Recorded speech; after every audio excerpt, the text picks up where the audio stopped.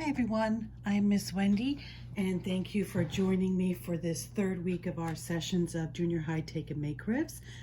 This week we are going to make a little rainbow in a jar for St. Patrick's Day. So you have your jar, I wrapped it in tissue paper so it wouldn't get broken. Skittles are going to make the rainbow, and of course our vinyl stickers cut out from our Cricut machine.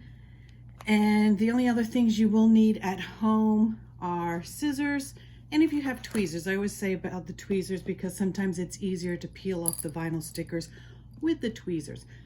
These are pretty easy to peel off. And of course, also in your little bag of stickers, you have your hemp cord and your charms.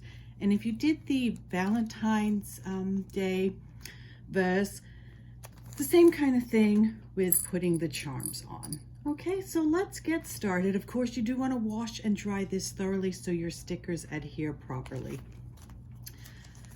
We got some stickers, and you can just there's different greens and of course some gold.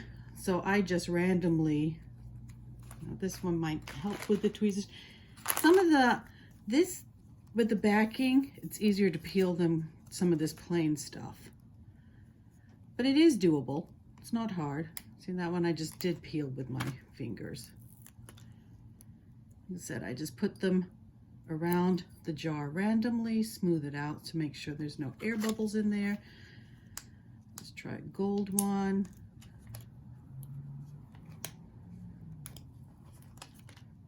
And there's no rhyme or reason for where I put these, what colors I used. You don't have to use all the stickers. Some people are minimalist and only like a few things, and that's fine. It's your project. You can do it however you want. Put one more on there just to show you. There you go. Like I said, it's very easy to do. When you get to the part of adding the charms, I found it easy, and it is pretty long because I gave it to you long so that you could tie it around a couple times. Here's your charm, and these are bigger loops than our heart charms, so it was easy just to fold it, your hemp cord, and pass that whole little loop through the loop on your charm, just like that. Easily done. And then you just pull the ends through that loop and tighten it up. Now you could just put that around here, like so, and then tie it around. But I like to make them dangle a little bit.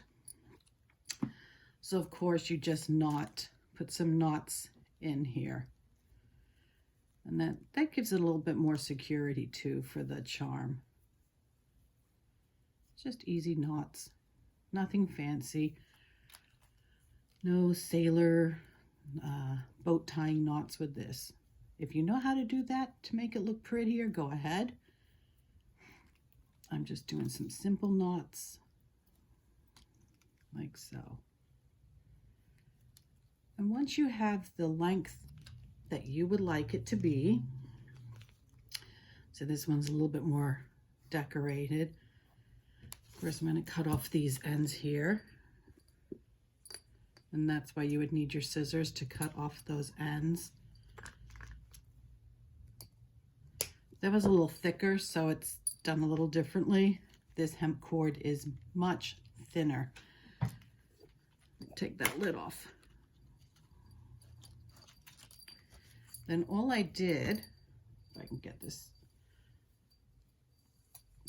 wrap the hemp cord around a couple times.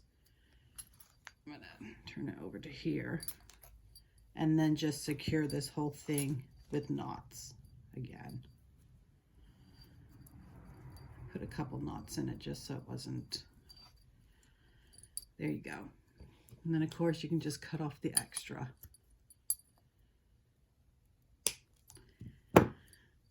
And you can have your charms at different places. You can put them together. It's up to you. Like I said, these are always your projects, so make it however you want it to be made.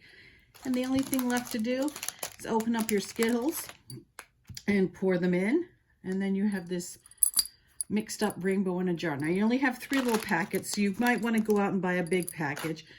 And then I was thinking you could also put water beads, you know, the Orbeez, separate those by colors, and then you could fill it up to make it look like a rainbow. Just another fun little St. Patrick's project. That was it for this project for this week. It was simple, easily done, but it's a nice little statement. It's a nice little St. Patrick's gift. The books I wanted to discuss or tell you about this week, it's a new series, Premeditated Myrtle. And let's see, this is the first one in the series. 12-year-old Myrtle Hardcastle has a passion for justice and a highly unconventional obsession with criminal science. Armed with her father's law books and her mom's microscope, Myrtle studies toxicology, keeps up with the latest developments in crime scene analysis, and observes her neighbors in the quiet village of Swinburne, England. When her next-door neighbor, a wealthy spinster and eccentric breeder of rare flowers, dies under mysterious circumstances, Myrtle is certain Miss Wodehouse has been murdered. With her unflappable governess, Miss Ada Judson, by her side, Myrtle takes it upon herself to prove the crime and find Miss Wodehouse's killer. And a quick follow-up to that is How to Get Away with Myrtle. And both of these books are written by Elizabeth Bunce. So this is another great escapade for Myrtle. She has no desire to take a relaxing holiday excursion with her aunt.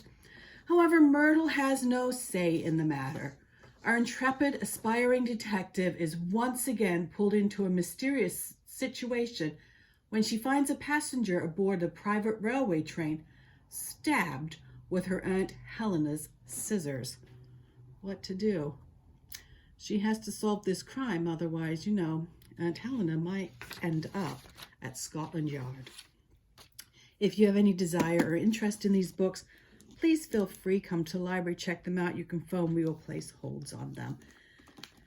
So until next week when we join to get another craft tutorial, take care. The weather is improving, so hopefully you can get out and enjoy some sunshine and some fresh air. And we look forward to seeing you at the library. Take care. Bye-bye.